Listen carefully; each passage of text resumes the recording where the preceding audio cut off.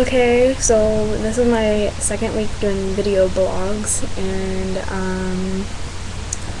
this week the first thing that I want to talk about is Kony and the Kony movement 2012. At first I seen a lot of positive feedback from it on my Facebook, and I was really happy to see that because I think that what Joseph Kony is doing over in Uganda is completely disgusting. For all of you out there who don't know who Joseph Kony is, which I'm pretty sure after the video of Kony 2012 was posted on March 7th, I'm pretty sure that everybody knows who he is. But just in case.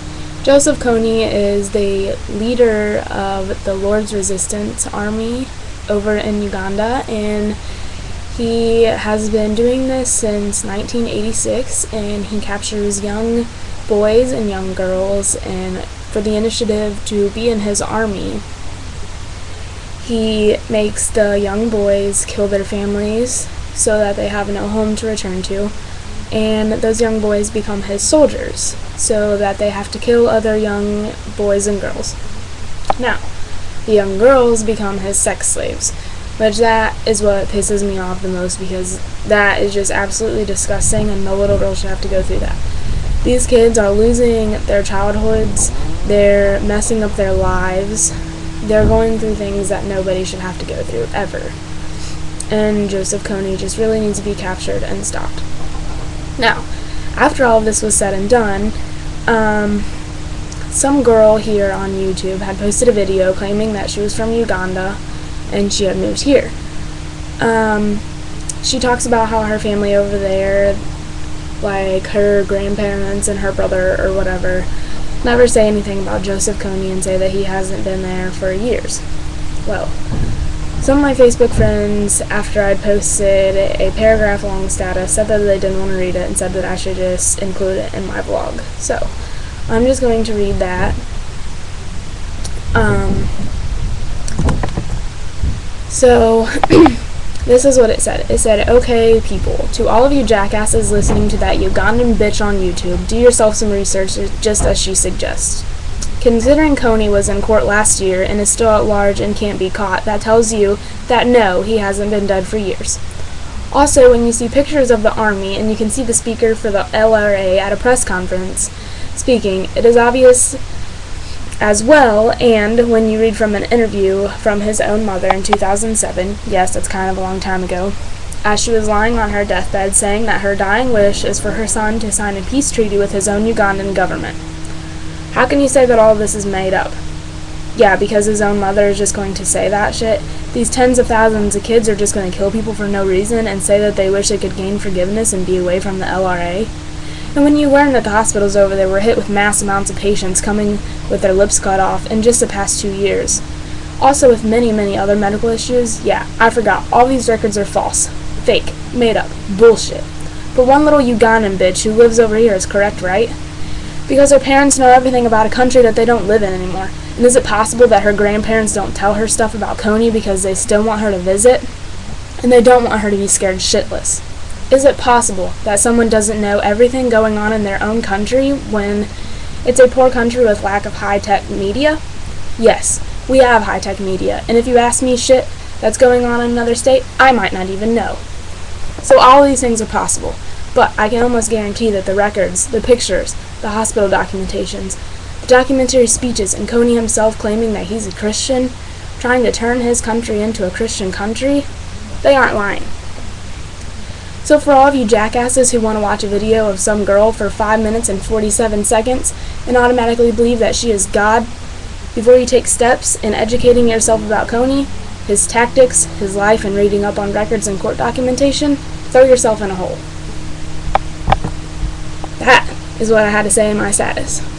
People are bad-mouthing people who watch a 30-minute video about Kony and believe it, but they will sit there and watch a 6-minute video and believe everything that that little bitch says.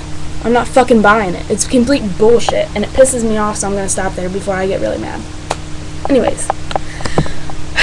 Okay, just one more thing that I want to cover. I'm like all heated up now. Anyways.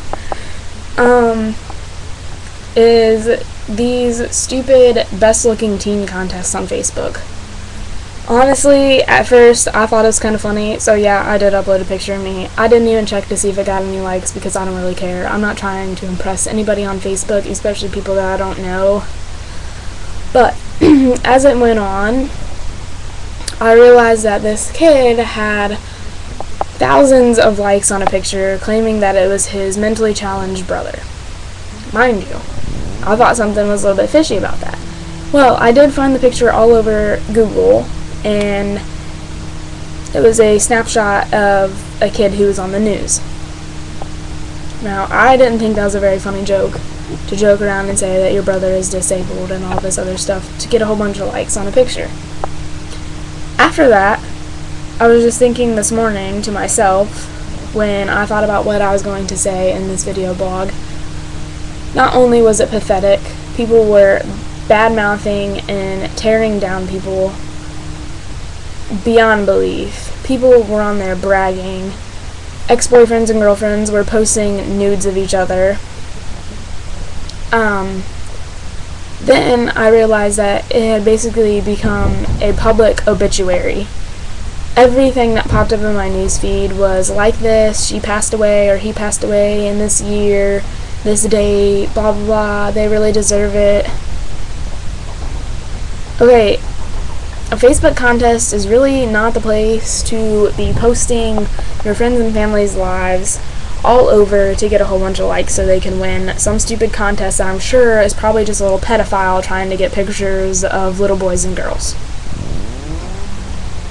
Like, them winning a contest isn't going to bring them back to life. It's not going to make the situation any better for helping you cope with the fact that they passed away or whatever happened to them.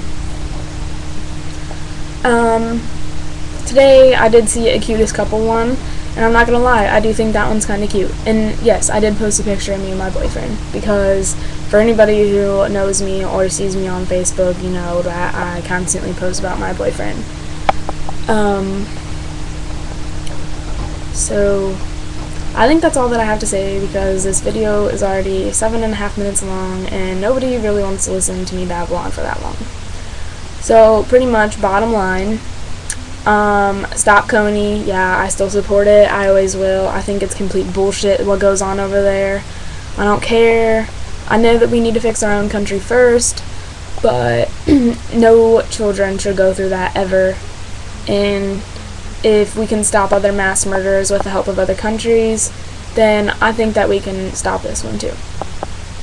So stop Kony, do some research, and stop fucking posting your ugly pictures on the beautiful teen contest.